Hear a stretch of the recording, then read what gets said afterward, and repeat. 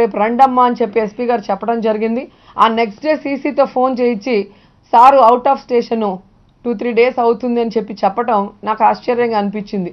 ఎందుకంటే అంత దూరం డిఎస్పీలని ఇద్దరిని, హర్షవర్ధన్ గారిని సూర్యనారాయణ గారిని పంపించి వాళ్ళ ఫోన్లోంచి మాట్లాడి న్యాయం చేస్తామా, మీరు ఎప్పటి నుంచో చెప్తున్నారు ఈ క్వారీ కానీ ఈ ట్రిప్పర్ల గురించి, దాని మీద ఎంక్వైరీ చేస్తాము, మీ దగ్గర అన్నీ కూడా డీటెయిల్గా తీసుకుంటాము, రేపు రండి అని చెప్పి కూడా మళ్ళీ లేము అని చెప్పడం నిజంగా బాధగా ఉంది.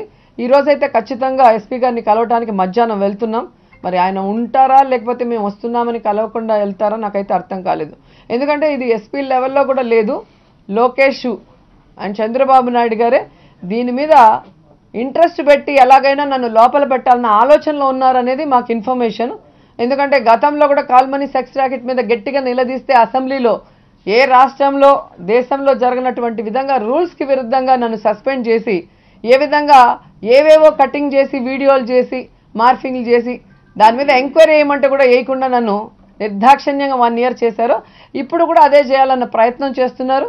నా ప్రాణం పోయేంత వరకు నేను పోరాటం అనేది ఆపను. నన్ను ఎంత తొక్కితే అంత ఎదుగుతాను. మహిళల సమస్యల మీద అంతే గట్టిగా గళం విప్పుతానని కూడా చంద్రబాబు నాయుడుకి చెప్తున్నాను. సార్ జగన్మోహన్ రెడ్డి గారు ఎప్పటికి రాదు, అది మీరందరూ కూడా చూస్తున్న విషయం. సో గతంలో కూడా అందరూ చెప్పారు, మీరు కూడా చెప్పండి రైతు రుణమాఫీ, మీరు కూడా చెప్పండి అవి అన్నారు. కానీ ఆయన చెప్పలేదు. ఏం చేయగలుగుతాననేది క్లారిటీతో అప్పుడు చెప్పాడు. ప్రజలు అప్పుడు నమ్మలేదు, ఆయన ఏదో చేస్తాడు అనుకున్నారు. ఈ 4.5 సంవత్సరాల్లో చంద్రబాబు నాయుడిని చూశారు. గత 9 ఏళ్లలో కానీ ఇప్పుడు 4 ఏళ్లలో కానీ ఆయన అబద్ధాలు చెప్పడం, వెన్నుపోటులు పొడిచి అధికారంలో రావటానికి పార్టీలతో పొత్తులు పెట్టుకొని ఎలాగోలాగా నిందలు వేసి బయటకు వస్తున్నాడే తప్ప ఎక్కడా కూడా ప్రజలకి మంచి చేసి గతంలో నేను ఇది చేశాను, ఇప్పుడు నేను ఇది చేస్తున్నాను, రేపు ఇది చేస్తాను అని ఎక్కడా కూడా చెప్పట్లేదు. కాబట్టి ప్రజలు ఆలోచించుకోవాలి.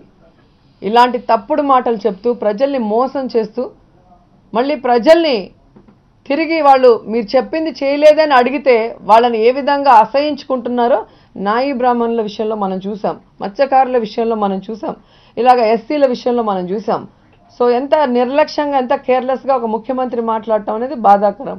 సో ప్రజలు తెలుసుకోవాలి, తప్పుడు వాగ్దానాలు చేయకుండా తను చేయగలిగింది చేస్తున్నాడు, తను చేయగలిగిందే చెప్తున్నాడు. అండ్ ప్రజల కష్టాలు దూరం చేయడానికి మాత్రం ఖచ్చితంగా ప్రయత్నం చేయడానికి ఆయన అన్ని రకాలుగా అందరికీ కూడా హామీలు ఇస్తూ వస్తున్నారు.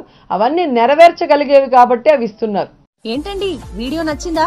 అయితే ఓ లైక్ వేసుకోండి, లేదంటే ఓ కామెంట్ చేయండి.